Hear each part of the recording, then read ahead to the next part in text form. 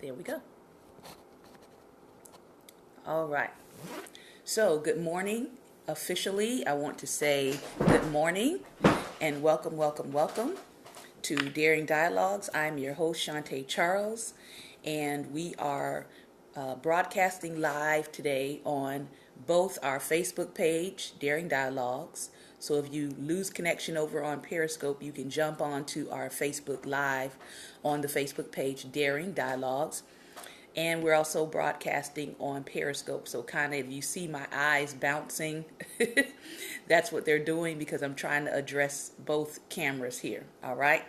So today, this is Get Free Friday, and we're going to be reading out of two books today. We're going to be reading out of Tools of Titans, The Tactics, Routines, and Habits of Billionaires, Icons, and World-Class Performers. And we did start reading out of this book in season 1, and we've just continued. But I would encourage anyone, if you really want some very practical tools for business, practical things for life, I would encourage you to get this book. As you can see, it is huge. I like the setup of this book because it's divided into 3 parts: healthy, wealthy, and wise. And so if you want to focus on a particular subject matter or section, you can do that, which is kind of what we've been doing today. I see somebody snapshot at the image, so that's great. I always encourage people, if I present a book that you're interested in, go ahead and screenshot it so that you can have that book for yourself. All right. I want to say good morning to everyone who has just stepped in. I believe I see Prophet Jonathan, To Be Loved. If you could put your name on the screen, I would love to have your first name if you can. I see Pastor Ben, Lady Barbara. Welcome, Prophet, Artist, Architect of Men's Souls there, Ruben Arana. Welcome into the room today, sir. Appreciate you. And so this is Get Free Friday. Hey, Evelyn. Awesome. Welcome, Mr. Perry. Glad to see you. Blessings. Good morning. God bless you. And so today we are talking about getting free. He is so dope. Yes, he is. Tim Ferriss is dope. He's also on Instagram, so follow him on Instagram as well. Good morning and greetings to everyone. All right. So we're reading out of Tools of Titan this morning, and we're talking about how to say no when it matters most. And then after that, we're going to jump over a little bit to a very simplified book that I found from my local library. So we'll probably be back in this book again next Friday. Since there's so much talk around immigration issues, I wanted to pick up something that was easy to understand read, and usually you can find that in your young adult section of your library, that kind of lays out the policies of immigration and the history behind immigration. So this book we're going to look at today is called This Land Is Our Land: History of American Immigration. All right. So I do like to kind of pick up some books from our young adult section in my library just to give very simplified understandings of topics. So we're going to cover that. I also found in my library some other books I thought were pretty powerful in terms of, I know growing up, I didn't have a whole lot of books like this in the library. And so if you are a parent, I would definitely encourage you to check out your local library and see how many books you can find that talk about diversity, and begin to even share those things with your children. Because one thing we're finding out in this current landscape of America, right, is that there's a lot of ignorance because of simply people are not teaching. Okay, part of it is people are not teaching. Good morning. People are not teaching. Okay, and so if they're not getting it in school, then you as a parent have to teach. Okay, and this is a great book. It says Children Just Like Me, and it's actually talking about children from around the world and their culture. All right, here's another one. A School Like Mine, and it's talking about the education system of children from all around the world. How is their education similar to what we see in the U.S., and how is it different? And then another book that I picked up is, let's see. I definitely want to look at this because it's called Seeds of Freedom, The Peaceful Integration of Huntsville, Alabama. We often hear about all of the non-peaceful things that happen in immigration, but oftentimes we don't get the stories of the places that integrated peacefully. So I'm definitely going to check this out. And my thing is, I don't care if it's a children's book. If it's the truth, it's the truth. And if it's facts, I definitely want to read up on it. And then I can go from there if I want more on the subject. All right. So let's get back to Tools of Titans. How to say no when it matters most. Most of you already know my story about how to say no. God sent me on a 365-day journey at one point in my spiritual walk of saying no. And during that year of saying no, it really kind of pulled the covers off of, good morning, Bespoke. It kind of pulled the covers off of why people were in my life to begin with. It exposed whether or not people were really in my life because they cared about me, or if they were in my life because they wanted something specific from me, if that makes any sense. When I learned how to tell people no, I got a chance to see what their motives were. Like, were you in my life, or were you my friend, or were you my associate simply because I gave you what you wanted all the time? Because I was a person, I'll be honest, I was a person that was really, really big on just being helpful to everybody whenever I could, however I could, and sometimes definitely at the expense of myself, and definitely at the expense of my own health. For many, many, many years, even up until last year, I suffered from migraine headaches. And I'm not just talking about, a regular headache. If you could put hearts on the screen, if you know what I'm talking about, if you've ever had a migraine.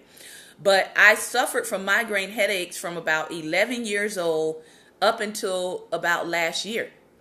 And I would have migraines to the point where they were debilitating, meaning that I would lose my eyesight. I wouldn't be able to see. I would see things in blur. And sometimes, if you've ever had a migraine, sometimes they strike out of nowhere. So it's not like you can have a whole lot of control over it. Sometimes I would be driving, and all of a sudden a migraine would hit and I would lose eyesight while I was driving. And so when those kinds of things would happen, sometimes I would have the migraine, and then I might get nauseated and wound up doing what nauseated people do.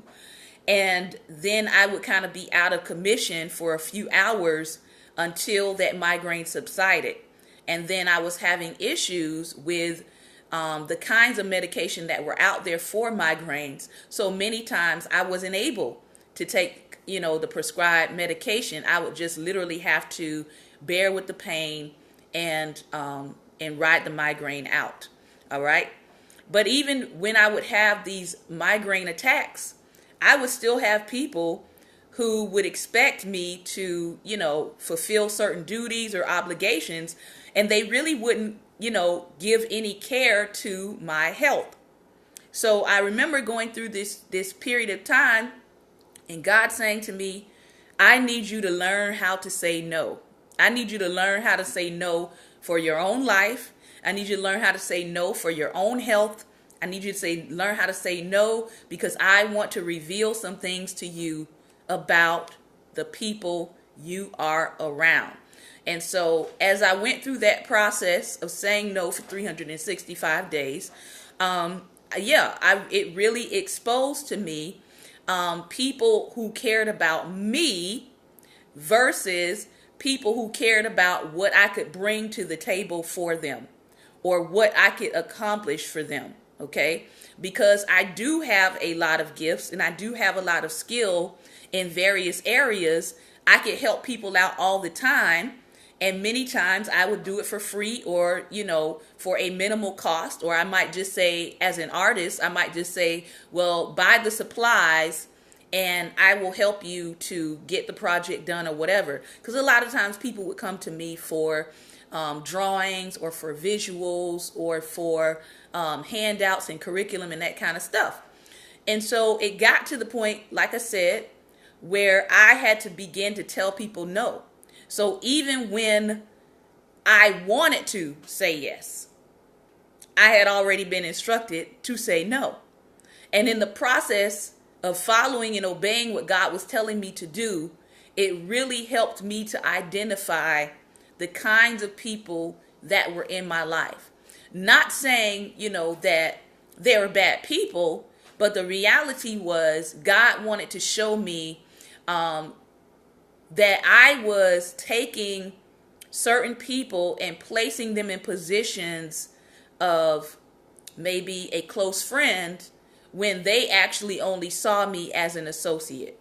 So I hope that I'm making myself clear. The ability to say no allowed me to properly identify not just where people were supposed to be in my life, right? But it also helped me to identify where I was in their life. Yes, I did get that. I was at some point I was considered to not be a team player because I was telling people no. I was called in several times for meetings with people to say, what's going on with you? Why aren't you cooperating, et cetera, et cetera. And I had to be honest, and I had to say, look, I'm on this journey, and this is a year that God is saying for me, I want more of your time. I want more of your prayer life. I want more of your time with me. And so in order to do that, you're going to have to say no to some things and some people. Now, in that season, I didn't say no to everybody. I just said no to the things that God said, this is going to take more of your time than I want it to take. And I need this time with you because there are some things that I want to do in you personally. Okay. And so again, leaders, okay, people are really, really, really guilty of this. They are very guilty of guilting leaders into feeling like they always have to be there to answer every single thing for their life. And unfortunately, this is what happens to a lot of leaders and how they get turned into idols in people's life because they don't know how to say no. They don't know how to say no because they feel that, well, I'm the leader and I'm supposed to be available for everything all the time. And what happens is you wind up making yourself out of an idol in people's life. And then you have to deal with God because God is not going to allow you, even with your best intentions, he's not going to allow you to become an idol in someone else's life. Okay. So let's see what Tim Ferriss and his friends here have to say about how to say no when it matters most. And there's a lot here. So I know that I'm not going to get through everything today. Like I said, we'll probably come back next Friday and deal with the topic of saying no. A quote here by Lin Yutang says, "The wisdom of life consists in the elimination of non-essentials." So you got to ask yourself, do you know the difference between what is essential in your life and what is non-essential in your life? Here's an example. It is essential for me to eat. It is essential for me to get rest. It is essential for me to drink plenty of water. Okay? Those are some basics. It is not essential for me to maybe eat at Bonefish Grill every single day. Okay? So that's not an essential. That's a non-essential. But the essential piece is I do have to eat. All right? The essential piece is I do need to eat something that's going to be nutritious so that I can have the proper fuel for my body. Jocko Willink says this: discipline equals freedom. Discipline equals freedom. Somebody put that up. Discipline equals freedom. How do we know that? Because when you discipline your life, then you have the freedom to be where you need to be, doing what you need to do with who you need to do it with. I'll say that again. When you discipline your life, you have the freedom to be where you need to be, doing what you need to do with whom you need to do it with. One of the things that I found out in the process of saying no is that when I said no to the non-essential things, then I had plenty of time to say yes to the essential things. Okay? And so a lot of times, if we get ourselves wrapped up in a whole lot of what many people call busy work or busyness, then when the opportune things come that we really need to be taken a part of, we're already committed and spread thin over so many non-essential things that we don't have time to participate in the very thing for which we know we're purposed to do. All right? So, he says here, I want to explain how I think about investing and overcoming what the business people call FOMO. Somebody put FOMO on the screen. All right, FOMO. What is FOMO? FOMO. It is the fear of missing out. The fear of missing out. And guess what? A lot of people are bound by FOMO. My.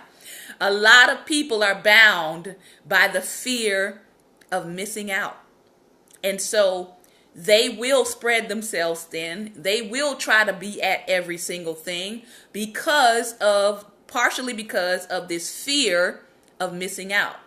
Especially in the church world, you know, we advertise everything as this is epic, right? This is epic. This is the event of the year. You don't want to miss it. You have got to be here. It's going to go down where we are, right? And so we build up all of this excitement, and we're instilling in people the fear of missing out, and we don't even realize it. Because guess what? I understand that God is going to move epically at your event, at your conference, right? At your retreat. But here's the clincher. Here's the truth. If you are in Christ, God is moving epically wherever you are. I know. See, I don't make money off of these statements because they're I can't manipulate people. I can't do it. I can't do it. All right. So I can't sell you advertisement of this is going to be the most epic thing ever. And, you know, if you don't make it to my event, you know, your life is going to end. I can't do that. All right. I can't. I just can't do it. Because I know and I understand that wherever God is epic. God is on the inside of you. So really, you should be walking in epicness every single day, right? You should be walking in the explosive power of God every single day. I know. See, I'm not going to make any money off of that. I get it. But I'd rather tell people the truth than have them thinking that something bad is going to happen to their life if they don't get to my event. Okay? I would rather you come to an event that I'm hosting because you believe in what I'm sharing with you that is valuable enough for you to simply be there and to take a part of it. All right? I would rather you come to something that I'm hosting because you know you're supposed to be there, as opposed to you're looking for some kind of opportunity to cash in on. All right? So I know that's not popular to say. I already know that. I know I'm not going to get a fan base for saying that. I know I'm not going to get 1,000 new followers for saying that. I get it. But I'd rather tell you the truth. Okay? You don't need to fear missing out. That's what I'm getting at. You don't need to fear missing out. Because if God is in you, He's going to put you in the places that you need to be in. He's going to speak to you and tell you whether or not you need to get on a plane and come to an event. He's going to tell you whether or not you need to attend an event in your own city.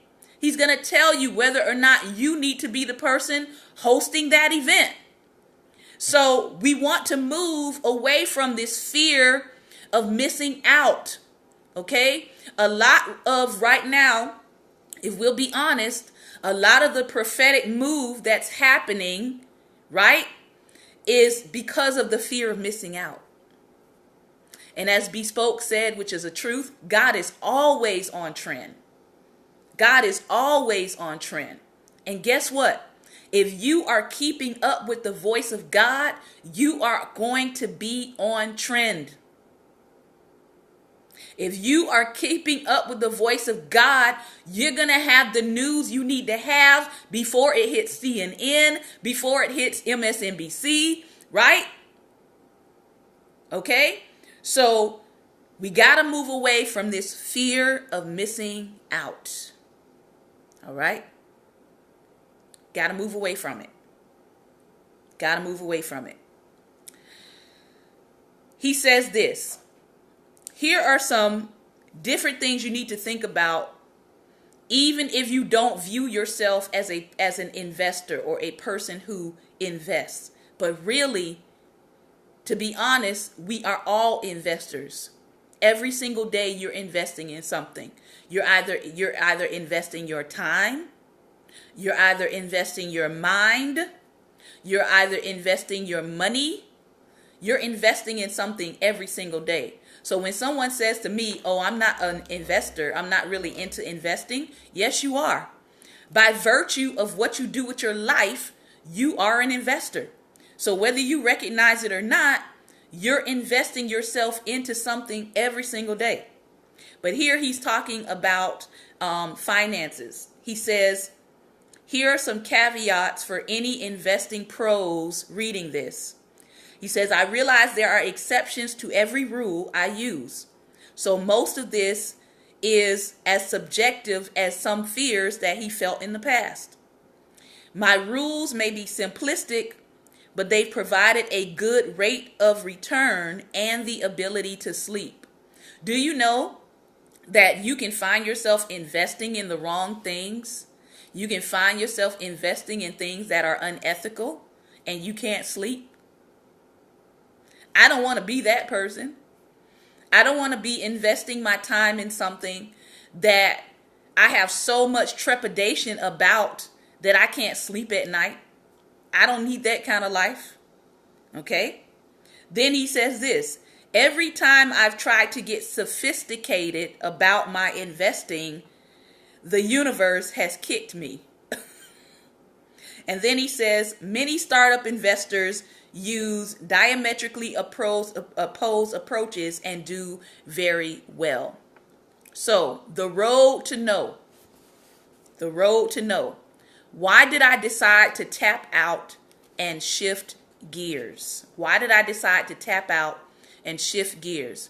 Below are the key questions I asked to arrive at a cord-cutting conclusion.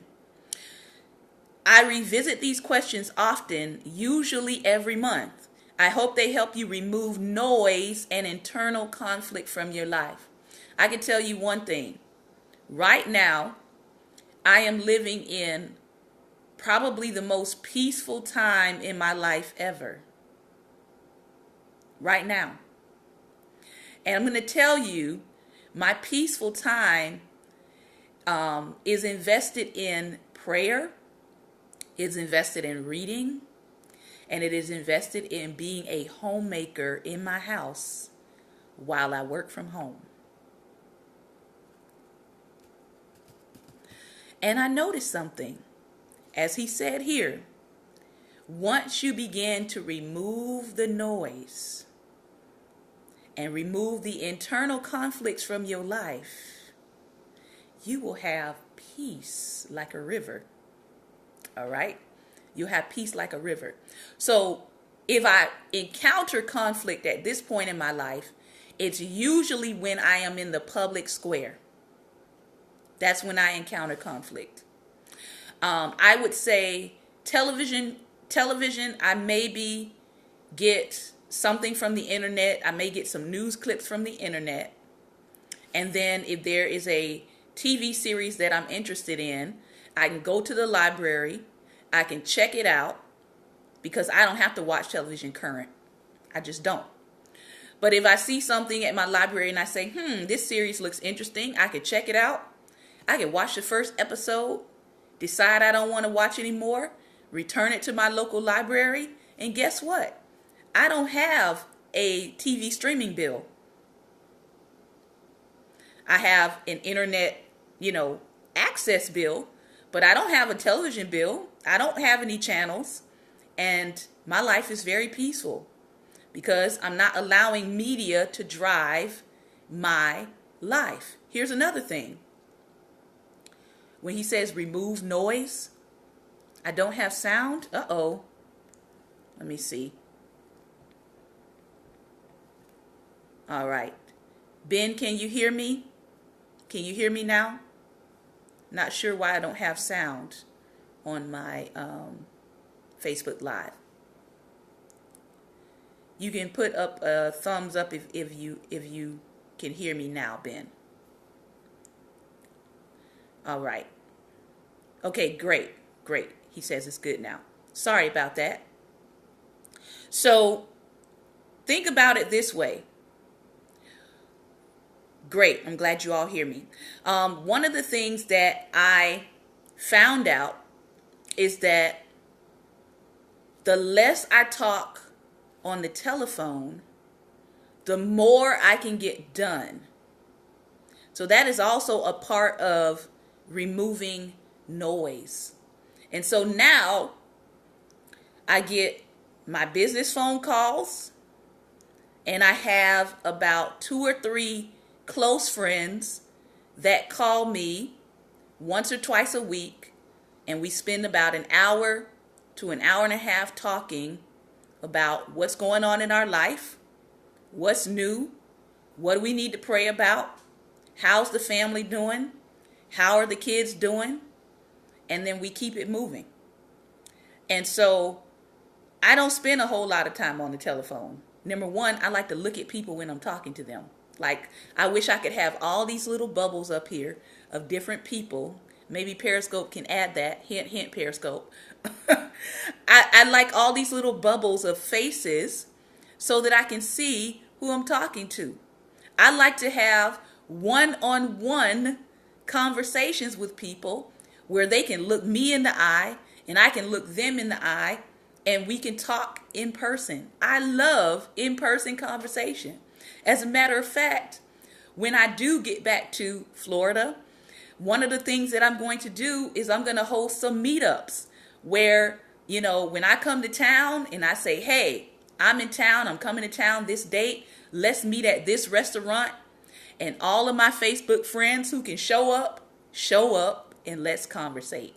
Let's have a meetup. So I'm excited about just meeting people and talking to them face to face.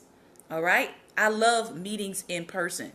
And so one of the things he's talking about here is we got to learn how to remove noise from our life. Removing noise from our life. Right? Removing internal conflict from our life.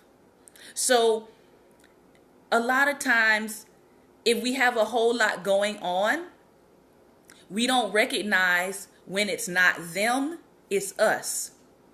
Have you ever met someone that when you talk to them about anything going on in their life, it's everybody's fault but theirs? Please put some hearts on the screen. If you know what I'm talking about. Every time you talk to this person, it's always everyone else's fault what's happening in their life except their own. And then when you point out Prophet Jonathan. And then when you point out to them some things that they might need to evaluate that only they can change, then they change the subject. I know some people like that. And you're like, listen, dear, this is just an example, okay? Listen, if you are on your third marriage, headed for divorce, it just might be you. I'm just saying. Okay? Hint, hint. Not saying that you're a bad person. Okay? Don't get me wrong. It's not saying that you're a bad person. You just may be picking the wrong person. See, that's going to go over somebody's head. Pew, pew. I know. It might not be that you're a bad person. It might be that you need to step back and look at your requirements for a mate. Or you need to step back and look at what kind of person that you are consistently drawn to that's unhealthy. Okay? So it might not be that you're a bad person. You just may have bad relationship markers that is allowing you to keep picking the wrong person. See? And you try to tell them that, and then they get upset with you, and they're like, oh, you just don't understand. You just don't understand me. You're not supporting me. No, I am supporting you. I am supporting you. I'm supporting you by helping you to begin to focus on, as he points out here, your internal conflict. What is it about you that keeps drawing the wrong kind of man or the wrong kind of woman? This is Get Free Friday, by the way, okay? What is it about you that's drawing the wrong kind of person to you? And 3 months later, 6 months later, you're now ready for a divorce, okay? And so one time we can say, you know what? You know, that was terrible. 2 times, we need to start looking at what's going on, okay? 3 times, let's go inside. Let's do some internal work, okay? Before you venture into another relationship. How about we do that? Let's do some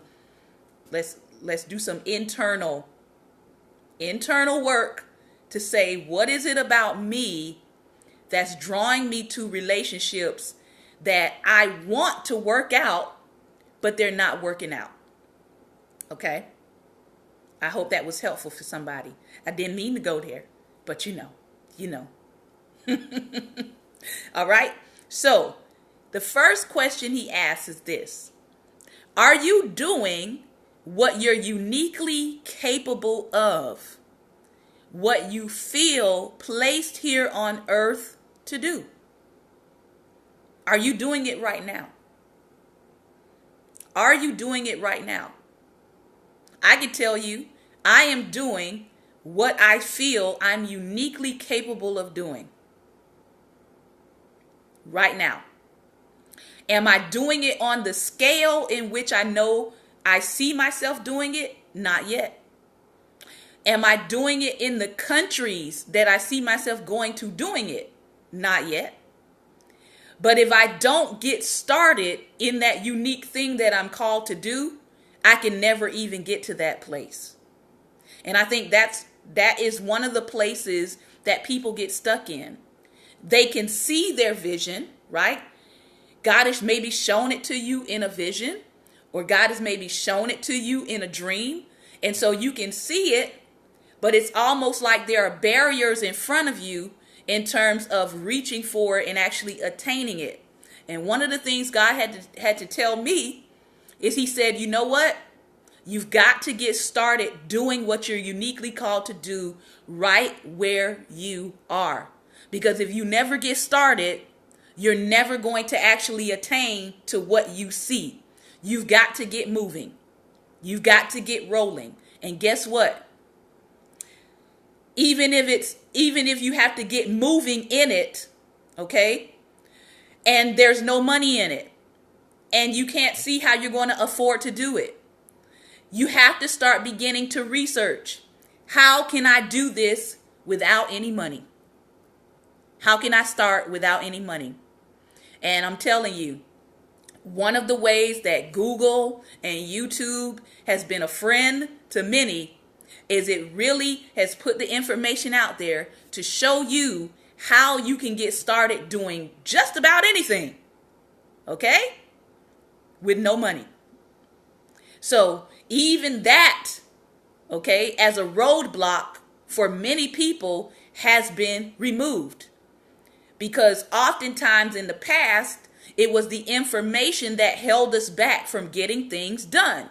Now, you can pretty much Google just about anything and find out how to do it, either free or at very little cost. Okay?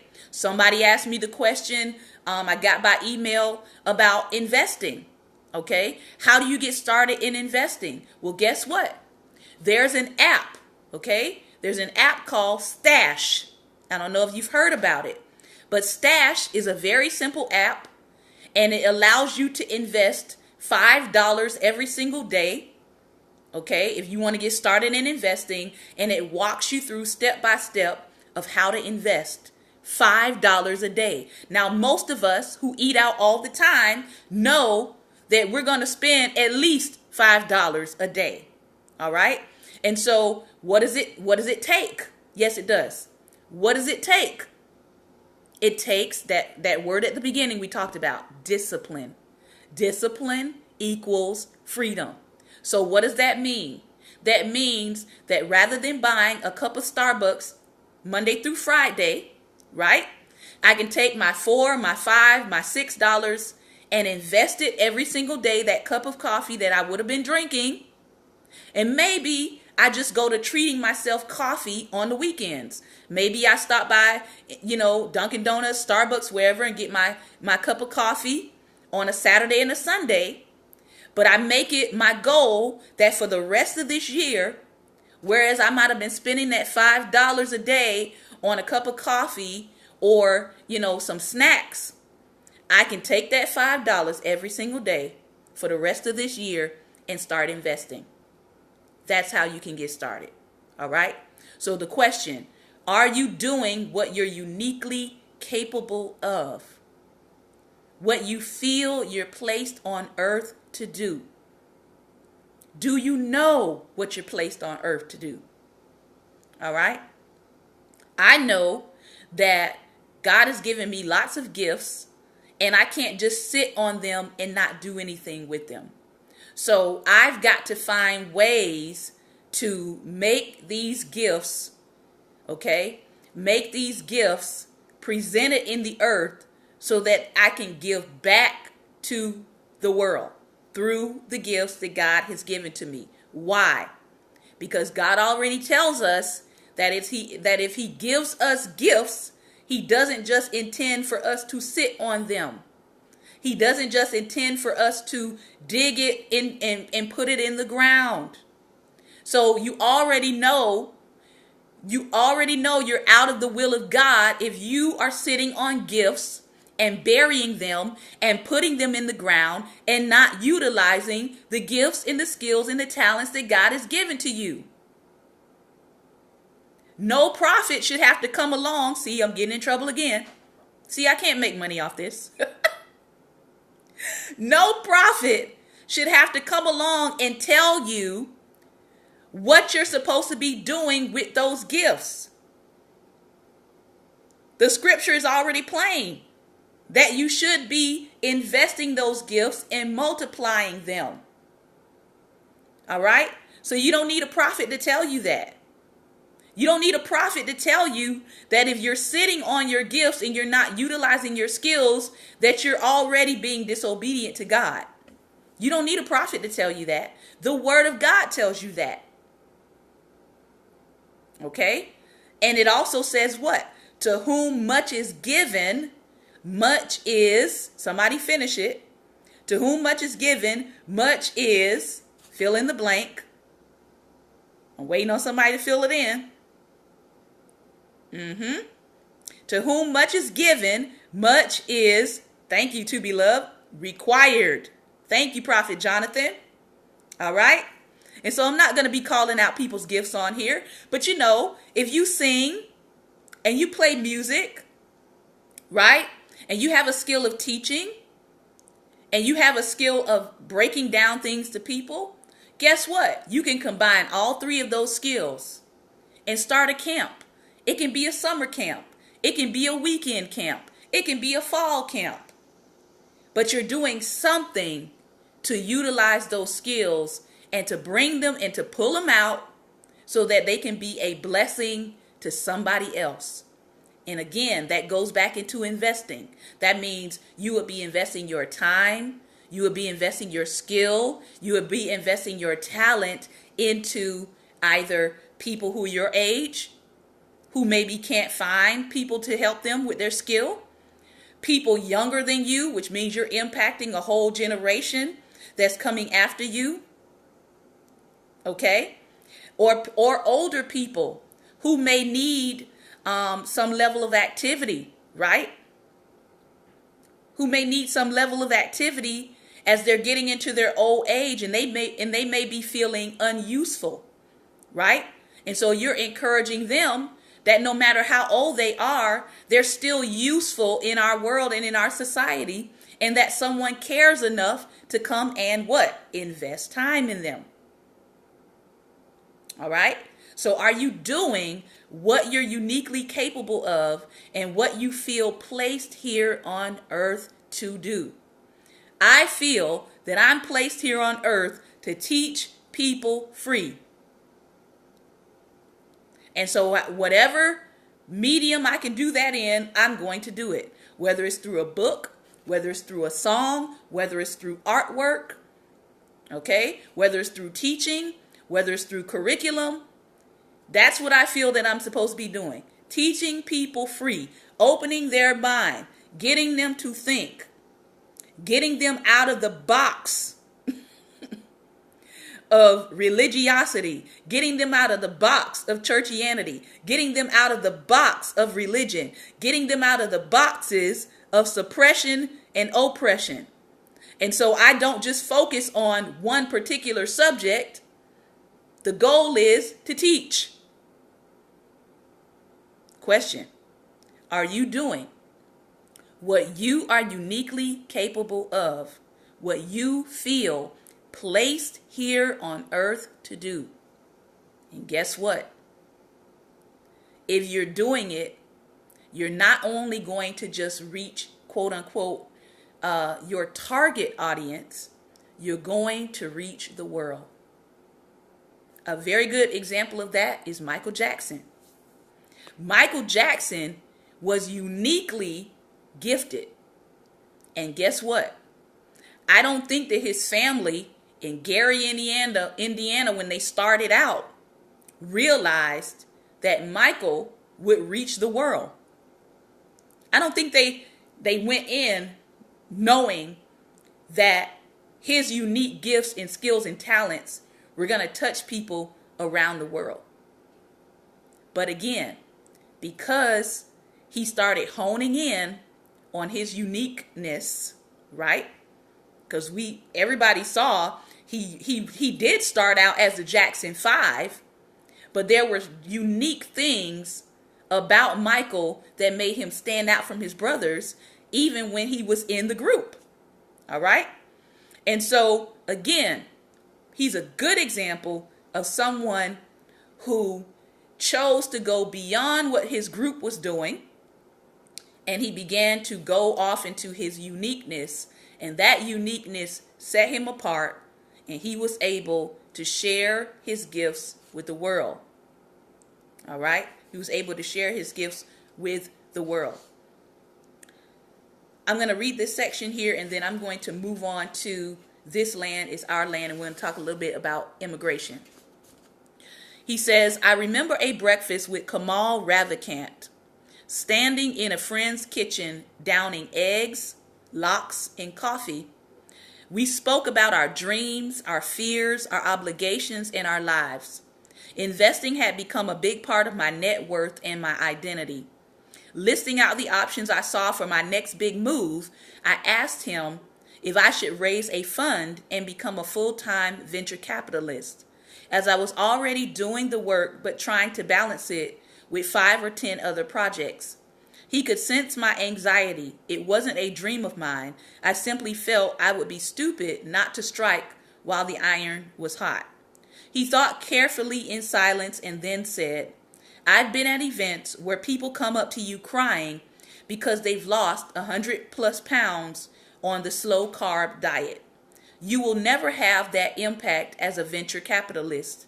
If you don't invest in a company, they'll just find another venture capitalist. You're totally replaceable. He paused again and ended with, please don't stop writing. I've thought about that conversation ever since that day.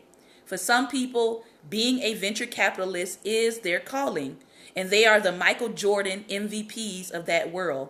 They should cultivate that gift. But if I stop investing, nobody will miss me. In 2015, that much was clear. There have never been more startup investors, and right along with them, founders basing fit on highest valuation and previously unheard of terms. There are exceptions, of course, but it is crowded. If I exit through the side door, the startup party will roll on uninterrupted. Now, I'm certainly not the best writer in the world. I have no delusions otherwise. People like John McPhee and Michael Lewis make me want to cry into my pillow when they write. But if I stop writing, perhaps I'm squandering the biggest opportunity I have created through much investment to have a lasting impact on the greatest number of people. This feeling of urgency was multiplied 100-fold in the 2 months preceding the decision, as several close friends of mine died in accidents that no one saw coming. Life is short. Put it another way, a long life is far from guaranteed. Nearly everyone dies before they're ready. I was tired of being interchangeable, no matter how lucrative the game. Even if I end up wrong about my writing, I'd curse myself if I didn't give it a shot. So ask yourself the question, are you squandering your unique abilities or the chance to find them in the first place? Listen. Are you squandering your unique abilities or the chance to find out what you're good at doing in the first place? And then the next question is, can you be replaced? Are you doing something? Are you expending the most of your time in areas where you can be replaced? You know what I found out in 2015? After literally working myself into bad health. I had worked myself to the point where I had developed carpal tunnel in both of my wrists at a 9 to 5. All right. I had developed carpal tunnel in both of my wrists. I was in wrist brace on both of my hands, and I could not drive my car. That was a wake-up call for me. You know what the wake-up call was? I make more income using these hands to write. I make more income using these hands to paint than what I was doing on the 9 to 5. What am I saying? I'm saying the very things that I was using, to make minimum income were the very things that are what I utilize to expend my gift in. And they were getting damaged in the place where I was. And you know what? When I submitted my resignation in that place, you know how long it took them to find a replacement? 24 hours. Let that sink in.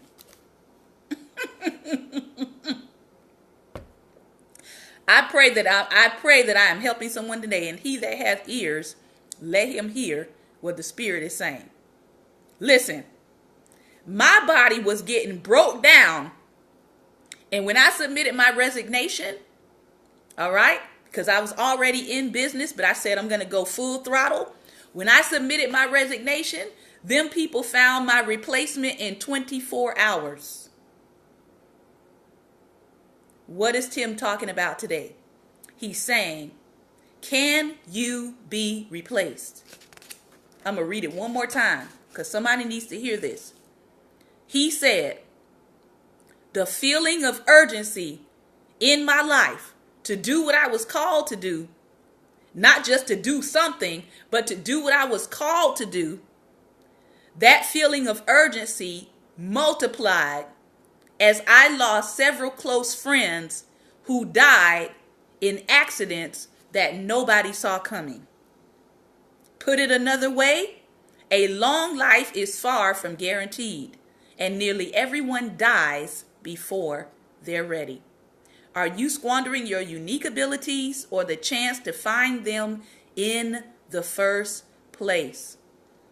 He said, I did not want to become the person that could be replaced.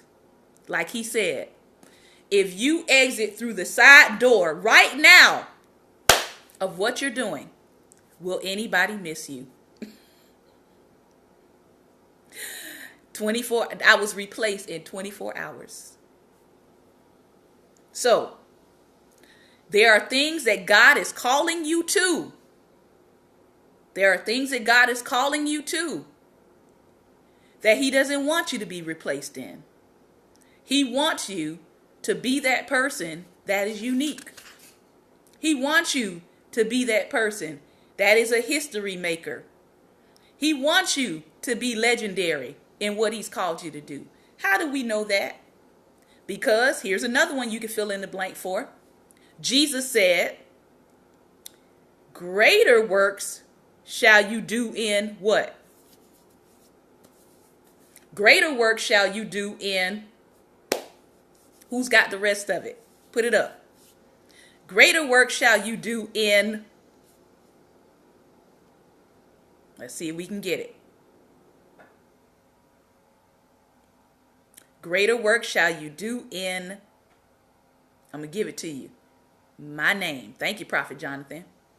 Greater work shall you do in my name. So if Jesus literally was the greatest man who ever lived on earth, and Jesus said, guess what? I know I'm the greatest, but greater work shall you do in my name. You would be legendary. Think about it. All right. So we'll be back on this subject next Friday. And those of you who know that you need to start telling people no, please go into this weekend practicing the art of saying no. Practice the art of saying no. Lord, we got 6 minutes. All right. This land is our land, a history of American immigration. I'm just going to start a few sentences and then I'm going to stop. This is just the introduction. All right. Introduction. Bum, ba, da, bum. See those people up there? We're going to talk about them for a moment. It says, all 8 of my great-grandparents were born in Italy. They came to the United States in the 1880s and 1890s. At least 2 of them arrived before 1892, when Ellis Island opened to process the millions of people immigrating from Europe. My great-grandparents were immigrants to this country. So were the English settlers of Jamestown, Virginia in 1607 and the Pilgrims in 1620. The United States is a nation of immigrants and their descendants. All right, let me stop there. The United States is a nation of immigrants and their descendants. The United States is also a nation of indigenous people and their descendants. Okay, everybody is not an immigrant. Guess what? Black people are not immigrants.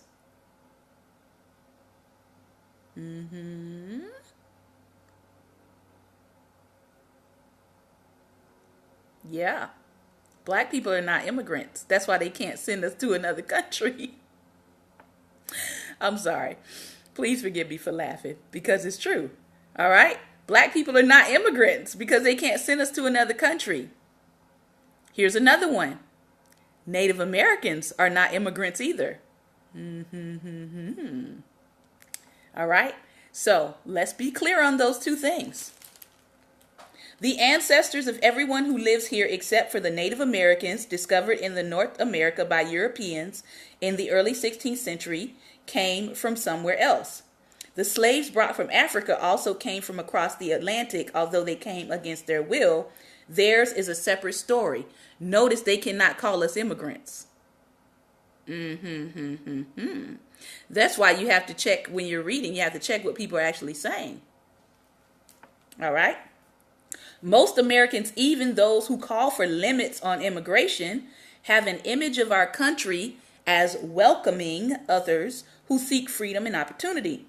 Look at the words by poet Emma Lazarus engraved on the base, beholding the Statue of Liberty. Now, this was not originally on the base of the Statue of Liberty. It was later added. Okay? But recently, there was somebody, I think it was Stephen Miller, one of Trump's administration, who actually had the nerve to challenge this statement. All right, let's read it. It says, "Give me your tired, your poor, your huddled masses yearning to breathe free. The wretched refuse of your teeming shore.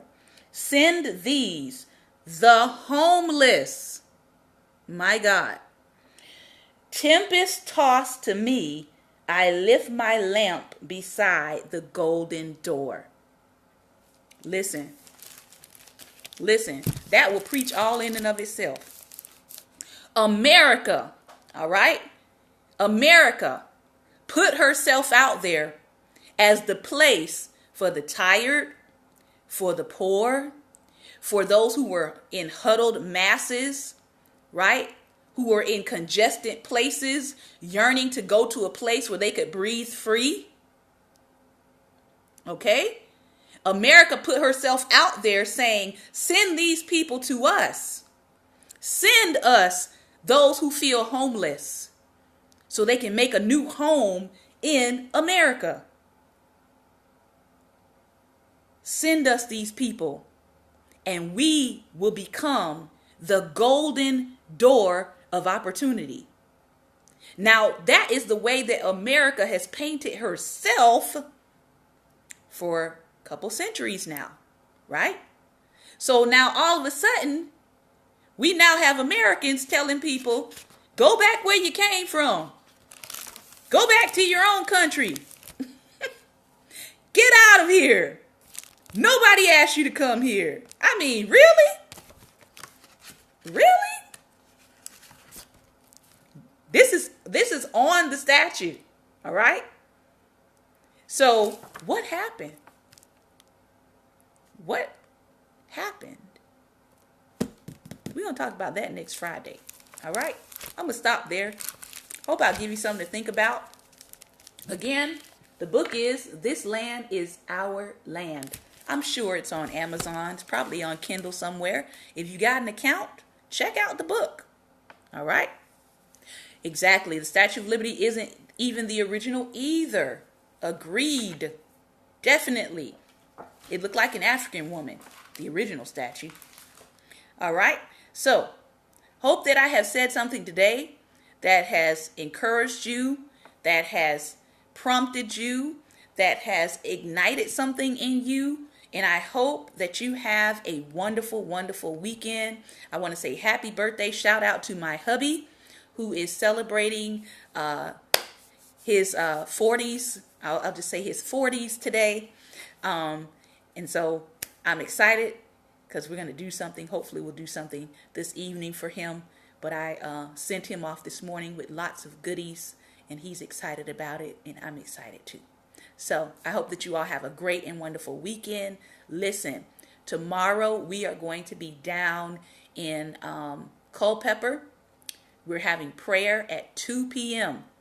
And we are going to, part of our prayer time, we're going to be going to the Confederate Monument in our town. And we are going to be holding a prayer session there at that monument, declaring that it has to come down and that it's going to come down peacefully, and that we're not going to have what they had an hour away from us in Charlottesville. So again, if you are interested in joining us in that prayer, if you're in the DC, Maryland, Virginia region, please email me. My email is in the bio if you want to come out to that time of prayer. All right, we're going to be there, and we're just going to pray. We're not going to throw anything at it. We're not going to deface the statue. We don't have to do any of that. All we have to do is pray. So we're going to be doing that on Saturday, and then Sunday we'll be back here on Periscope at 2:30. My husband will be completing his message, and so we'll be back on Periscope then. If we get good connection out on Saturday, I will film our time at the monument praying, so you can catch that on Periscope. We'll probably be out there between 1 o'clock, between 12 and 1 o'clock at the monument, and then we'll actually go to our meeting place and have prayer there as well. So I'm excited about what God is doing. We know that God is doing it. Why do we know God is doing it? Because the very people who uphold white supremacy cannot stop what God is doing. So it has to come down. And so I encourage you in your city, make sure that you are getting out there and you are praying and you are walking your city and you are declaring peace be to these streets. Because guess what? The effectual fervent prayers of the righteous avails much. Thank you all so much for tuning in. Remember, light is the most daring opposition to darkness. So make sure that you go out and be light today. All right. We Dare Squad, thank you for joining in. City Shakers and City Shakers, thank you for joining in. Take care and God bless.